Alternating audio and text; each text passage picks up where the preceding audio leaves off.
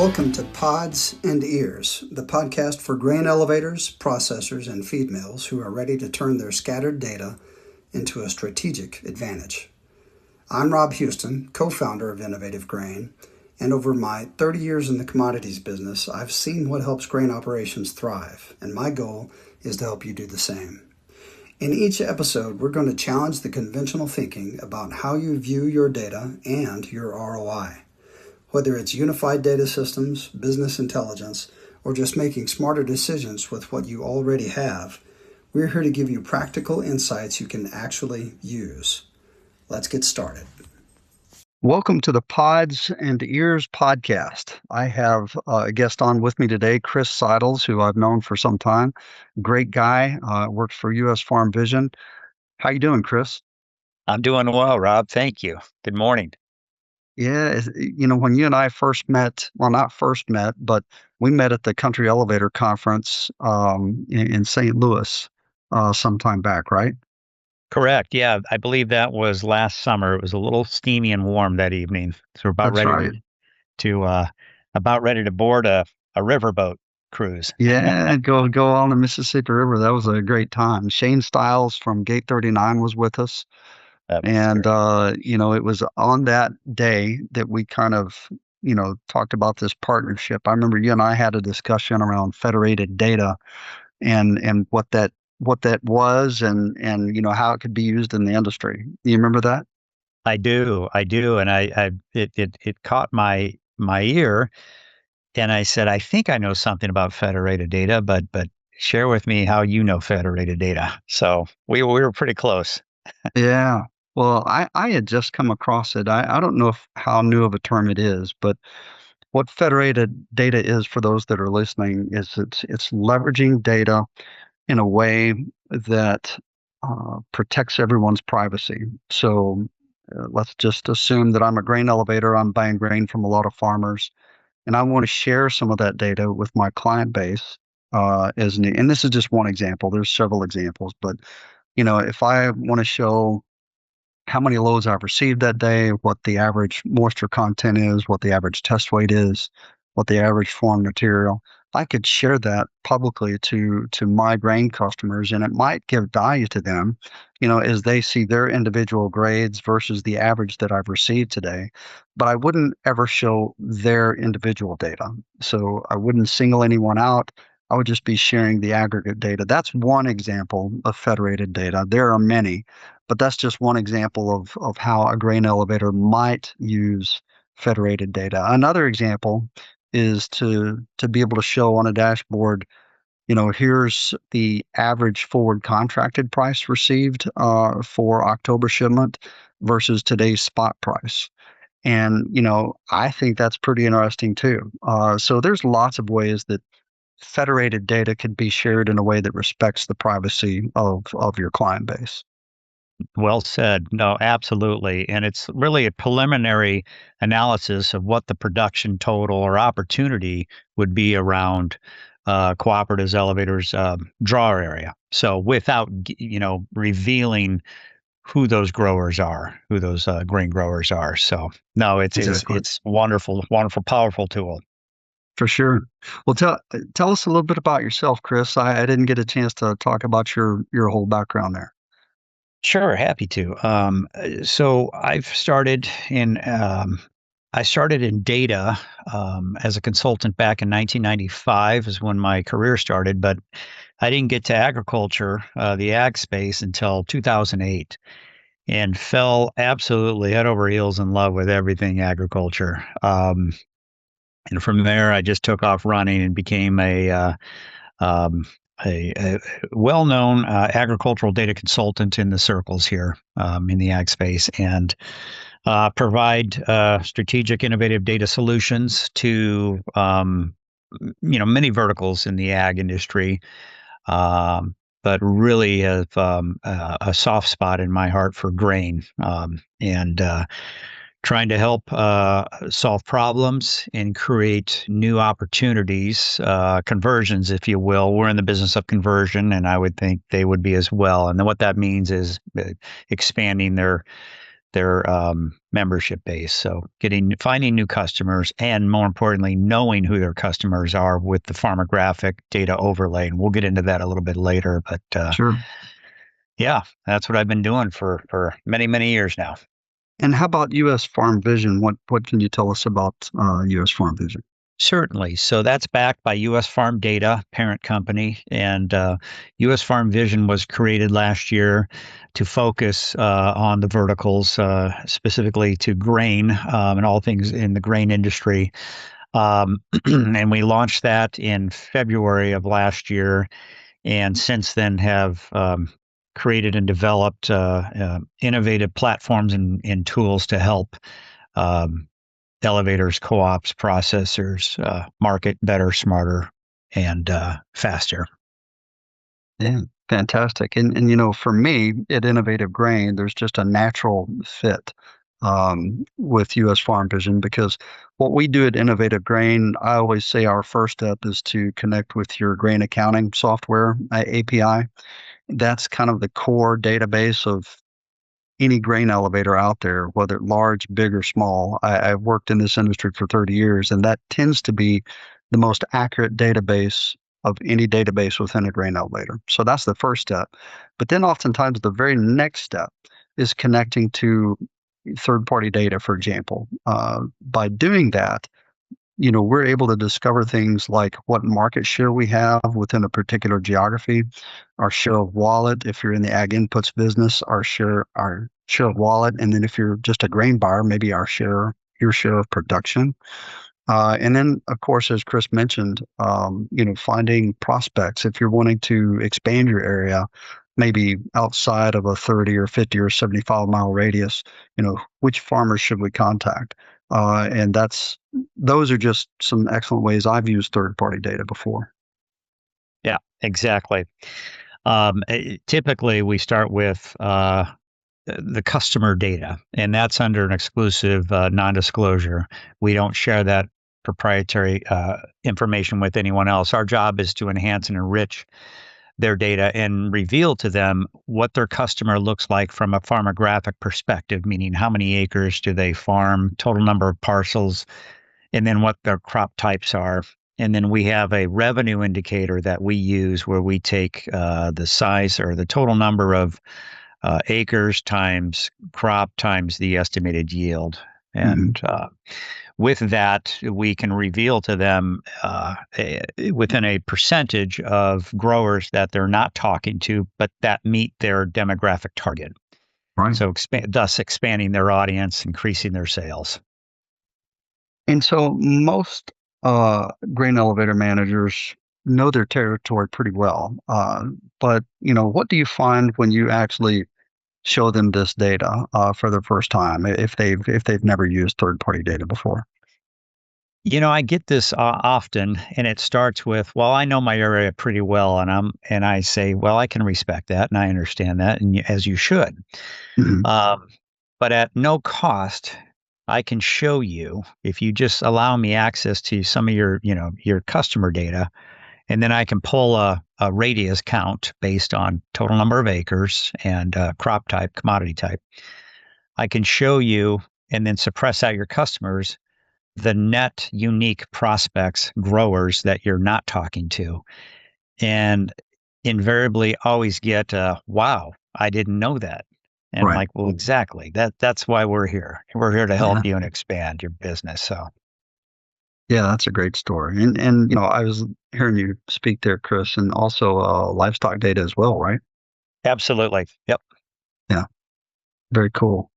So walk us through what field level visibility actually means. What can you see that traditional methods like FSA reports or driving around or farmer relationships can't show you? Yep, absolutely. So just to understand all of this information is public record information, but what we do with it is what makes it proprietary. It starts with the USDA FSA reporting. We bring in county ag commission and reporting, banking information, mortgage detail, parcel information, integrating all of that, and it's over 200 sources of data that we use that's reported to put together a comprehensive list of farmers and ranchers. We have over 2.3 million records in our agricultural database. And so, with that, we can also cross pollinate our data with consumer attributed data, such as age, gender, even the spouse name.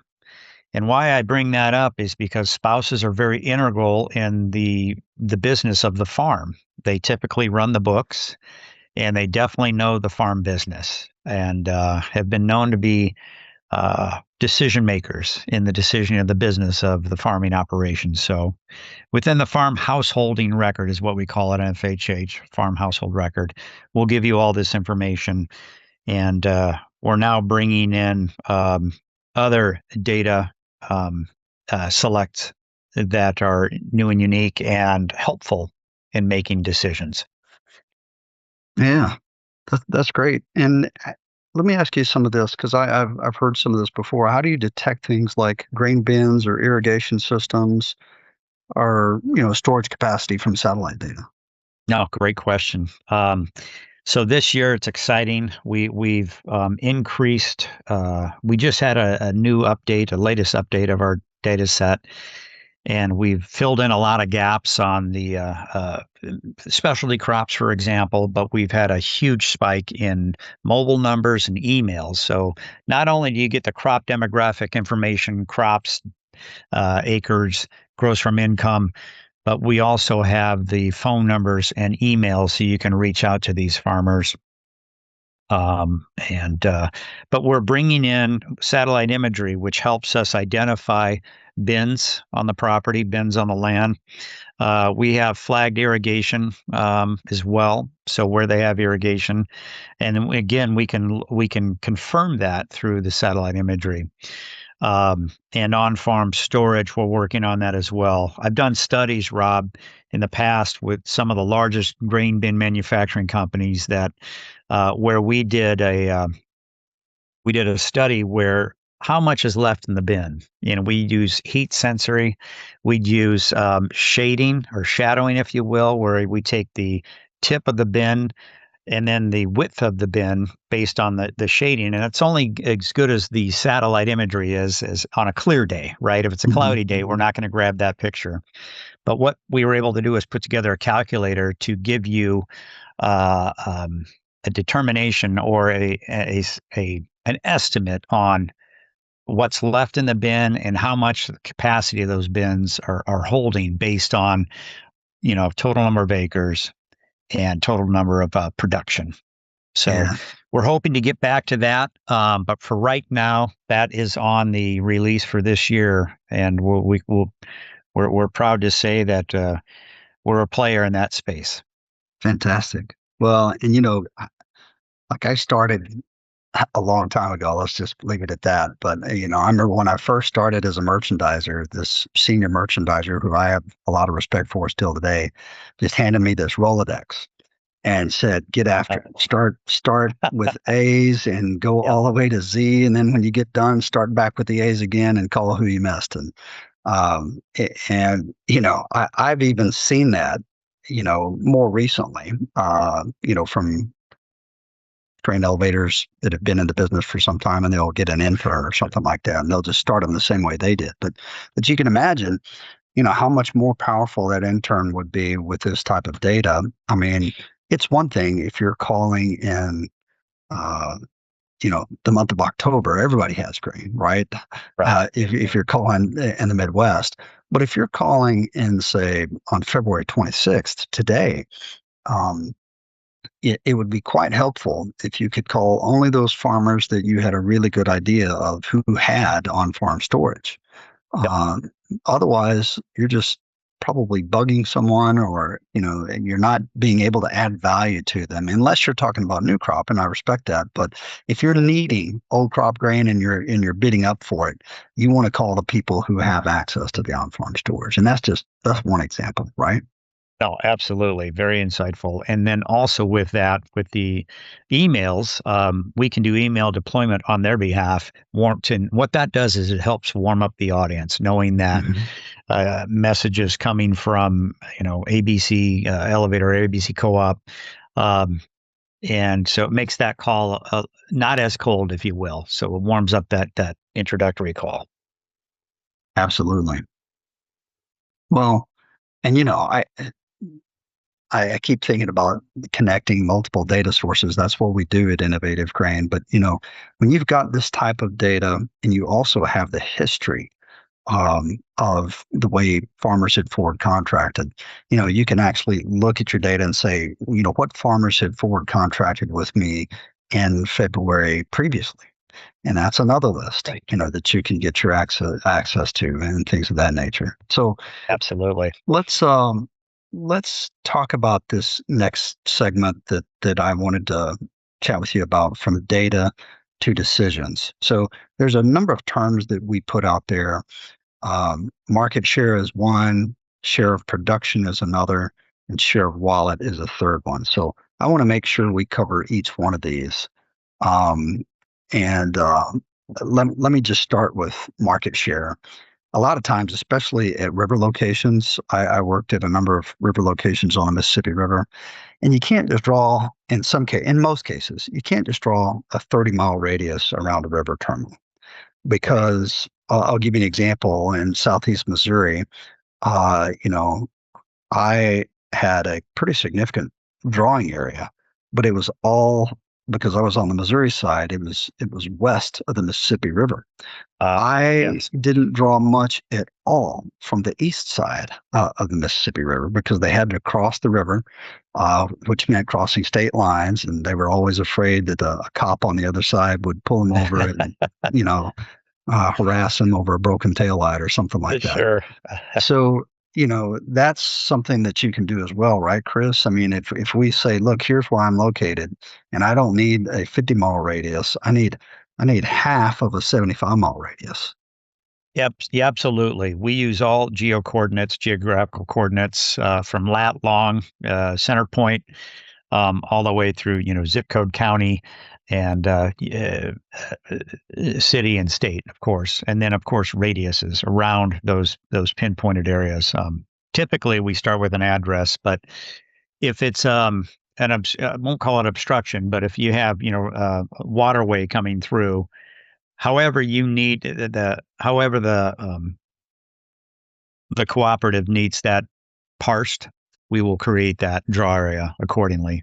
We literally started with illustrations. They would fax over draw areas, and we would Sure. take those and run with it. Now it's just easy to just plug in the geographical components, and boom, it'll just pop up. So Oh, yeah, right. we can target geographically any way they need it, any way they want it. Yeah, and the other thing that U.S. Farm Vision does is it'll tell you how many corn and soybean acres are within whatever region you tell them. And then from there, you can look at how much you buy or have bought in the past, and you can get an instant determination of market share, because you know how much is produced Yep. based Yep. off estimated yields and the number of acres that U.S. Farm Vision tells you are there for corn and for soybeans and for other commodities like wheat or canola, whatever the case may be.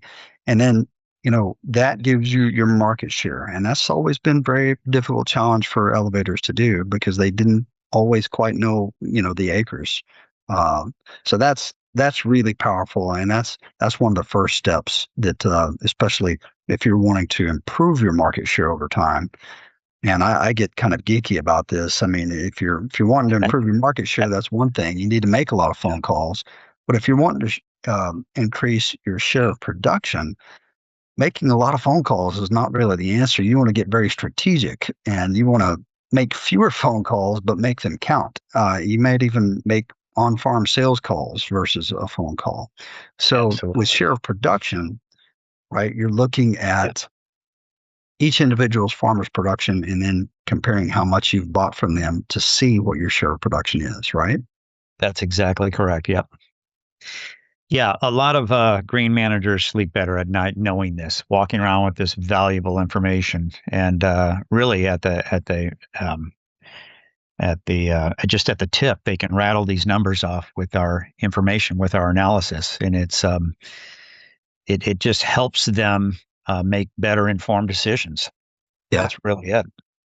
And then share of wallet is very similar in that, you know, you look at the number of acres, you multiply that times an estimated yield, and then you multiply it times an average cash price, and then you have gross revenue. And if you're an ag input salesman, you can you already know how much the farmers bought from you, and you know how much gross revenue is there. So you've got an instant view of what your share of wallet is if you're an ag input Correct. salesman. That's correct. Yep. Good way to differentiate the production versus the wallet. So Yeah. very important. Now, I've got a question here that I wanted to ask, kind of related to kind of competitive advantage. When your neighboring elevator is making strategic moves based on better data, what does that mean for the elevator that's still relying on gut feel and relationships alone? Wow. Yeah. Good question. My response would be, how does shooting from the hip analysis and marketing work out for you? Yeah, right. Um, you can go on gut all you want, but the data really is the fact. It brings in more truth to the reveal, if you will, to as you're building trust with new prospective growers and customers. I would say, and Rob, you brought this up to me. It's nothing is 100% when it comes to data. So, but to be more directionally accurate is a term that Hmm. you used, which really made sense. If we're off by a few acres or off by a few bushels, that doesn't matter. And the point is that you're getting a new customer and you've got a pretty good idea of their potential. That's right. So, um, Well, and I would rather have the data, be armed with the data and my intuition, um, and their experience, right? Or these guys understand their sure, role in the business, and so, but the data really gives them that extra um, insight into making a better absolutely. decision. And when I think of this question, Chris, because everybody's got a boss at some point, at some level, right? And I'm imagining myself as the manager of a cooperative, and you've got a board, that is, asking you questions, monthly, Certainly, quarterly, yeah, and if the goal of some of these boards is to how can we grow the business, how can we increase our revenue, how can we increase our market share, et cetera, using that gut feel of like, I'll try harder, I'll make more phone calls, I'll do on-farm sales call, I'll do more of those, we'll improve right, our customer service.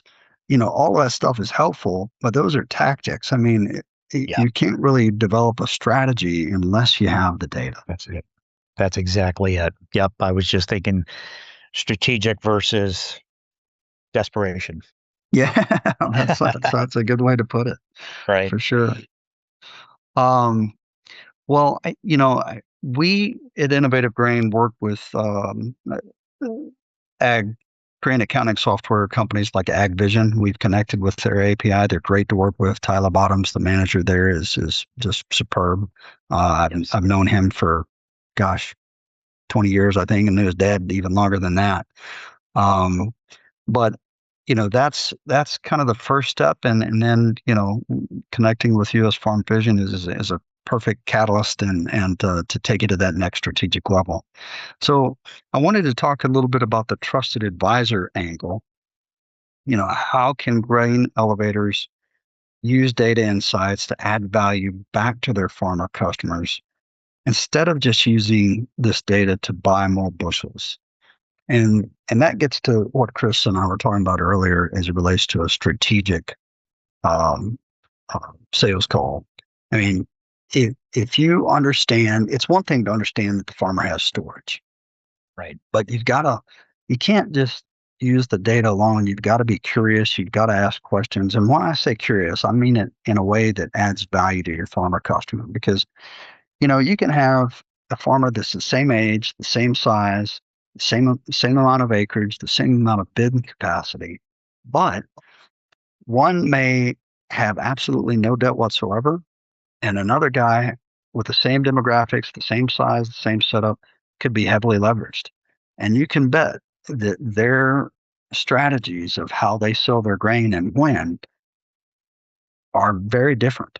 Absolutely. And it makes their mindset about selling grain very different. So, leveraging this data is part of it, but it positions you in a way to have a really in-depth conversation with the producer, and ask those questions, about their break-even analysis, their cash flow needs, and really building yourself as a trusted advisor because you want that farmer to stay in business year in, year out, right? Absolutely. Yes. Yeah, good point, Rob. And one thing, I'll just take it what I do when I prospect. This particular cooperative has 10 assets, and I'm reading that off of their website. But I don't go into a call saying, so you have ten locations. Is that correct? And I really ask the questions. Tell me a little bit about your assets, how you're currently marketing, and Mhm. how you're currently assisting and serving your customer base today. Be very careful with the data in going into this. It's good to be armed and informed, but don't barrage them with the checking the box arrows, as you're Right, going through. Be very conversational and get them to talk a little bit more about their farming production, right, their meat production. That is building trust. You're building a relationship. And as you're going through this, and then you start talking about, well, thank you. That was informative. You're helping me come up with the right data prescription, as I call it. Data RX was a company I used to have, and I'm that's exactly what we're doing is trying to come up with a solution, but we're only as good as the information they give us. And if I'm going in as a know-it-all, I know everything about your farm. I don't. They know mm, their farm pretty darn well. yeah, So my job is the job of a sales rep is to get them to talk a little bit more about their farm. They're very proud of it, right? They work right, very hard, and we're in this to try to help them make money, right? sure. So Well, and I've often flipped the script as I'm trying to build trust with a farmer and said, look, here's how much storage capacity I have in my grain elevator, and I'm booked out, so far, and I really want to create an environment where we're creating mutual value. The farmer understands I have to make money too. sure, But no farmer wants to be taken advantage of or scalped or anything like that. So exactly, there's ways to share data. Again, that kind of federated data mindset of, yeah, look, I would, it would be better for me if you have the capacity to store this grain one more month. Then I'm bidding a higher basis level because I need it in March more than I do in February, or whatever the case may be, right? And exactly, as yep, long as you've got a standard margin built in for both February and March, if the farmer needs to sell in February, you'll take it. But I've found that most farmers are, wow, I mean, if you could pay me a little bit more and cover the cost of carry and things like that, and that'd be better for you. Yeah, let's sell it in March. So leveraging data both ways is just that solid way, I think, of adding to and adding value to and building trust. yep, agreed. So, Chris, what's next for U.S. Farm Vision? Where's the platform headed? Well, we just launched a few weeks ago. We're very proud to we launched a front end web user interface, and this allows you access to the entire U.S. farm data set. Um, and then once our customer license a data segment, a data sample, or data set, if you will, they can also sort and query not only the entire farm data set, but their list and then their customers. We can put their customers in there. So, what this does is help them access um, uh, within their area, their targeted draw area, where those growers are, what they look like. And you can pull by geography, acres, crops, operational revenue. And then you can also plug in a radius. So they can drop in the address and pull a radius 15, 30. If you're in Texas, maybe 75, 100 miles. So we're really, really happy about that. The nice thing too, Rob, is that you can save queries You can build a query template. So every time you go back and run again, you don't have to rebuild your query. It's Mm, saved and ready nice. to go for you based on the demographic selects. And then it's all exportable. So just at a touch of a button, you can download that list and put it into the hands of those that are out there, boots on the ground, if you will, trying to Mhm. sell this. And it's you can plug into CRMs as well, HubSpot, Salesforce, on down the line. So Yeah, we have that's API, sorry, and so we can plug into portals and CRMs, ERP systems. So very really good. excited about that. Yeah. Well, and I talk about AI quite a bit, and I've been in this industry for 30 years. I've got friends all across the industry, not just across the Midwest, but around the globe. And when you think of the consulting firms out there like McKinsey and Accenture and Sure. Deloitte, I mean, what the grain majors are working on right now is enabling a merchandiser to come in on a Monday morning or a Wednesday morning and say, hey, who should I call based off of data and why? Rank a list of the top 20 customers that I need to call. Show me their history. Show me why you ranked them as such. Yep. And I'm going to get started on my day. And wow, I mean, it looks at all the history. It looks at the demographics. It looks at the patterns of selling. It looks at basis levels. It has access to all that data and it can faster than any human could prioritize a list for you. And so that's kind of one of the things that I see moving forward. I know the grain majors are working on it. I don't know how many of them are there yet, but I know they're working on it. And again, you've heard me say this, Chris, many times. There is no winner. There's no loser. There's no second place. In this business, you're either ahead of or behind your competition. And that's one of the things that, if you want to try to stay ahead of your competition, leveraging data and being strategic is, you know, two things that you need to take a strong look at. Absolutely. And if I may just add to that, Rob, no, that's really good. The power of doing a customer profile, looking at their customer attributes based on demographics, then we can score them by A, B's, and C's. A is your best. This is your best customer. Um, B is, he has some business, but opportunity is there. C is unknowns. And C, once the C comes through the door, we quickly make that into an A. But and you shared this with me too. If you look at you list your customers, you score them. Yeah, A's are, your top tier customers are pretty easy. But if you look at, your mid B's and C's, but you're only getting 25% of their business today, but they have more land, they have more production than your number one. That's your growth. That's your growth potential. And that's what Absolutely. this data, with the collaboration of Innovative Grain and US Farm Vision, that's what this data reveals is new target areas. And it flips the script right there. Yeah, I So totally agree. Well, Chris, kind of wrapping up here for the grain elevator manager that's listening who wants to start exploring this, what's the very first step? What does initial engagement with US Farm Vision look like? uh so really first rule of engagement for us, is um, let us know your areas that you're targeting, where your locations, your assets are set up, and at no charge, we can run you an analysis based on the federated data. Right? We haven't done anything yet. Right? There's been no Yeah, exchange of monies, but what we'll do then is quickly turn around an analysis and let you know where your potential is.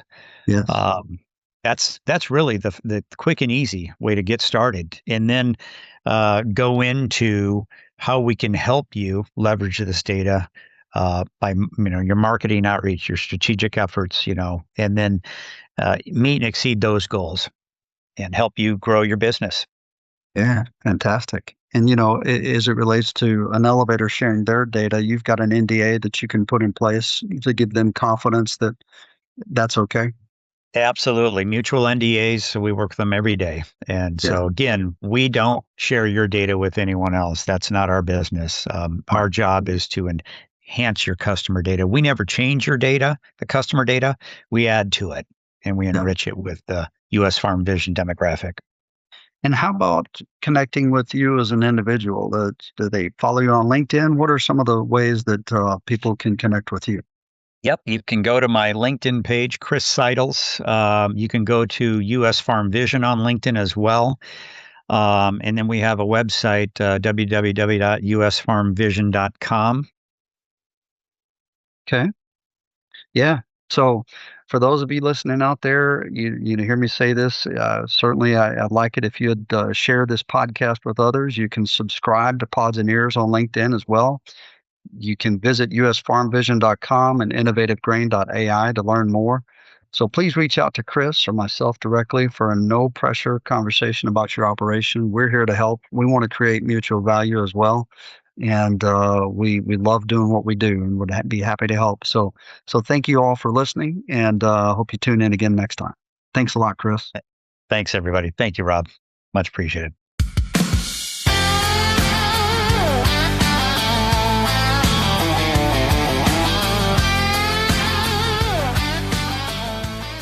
Thanks for listening to Pods and Ears. If you found value in today's episode, please take a moment to like, download, and share it with others in the grain industry who might benefit. Your feedback matters to me, so let me know what topics you'd like to hear more about or what challenges you're facing with your data and operations. You can find us on LinkedIn, YouTube, and at www.innovativegrain.ai. Until next time, keep putting your data to work.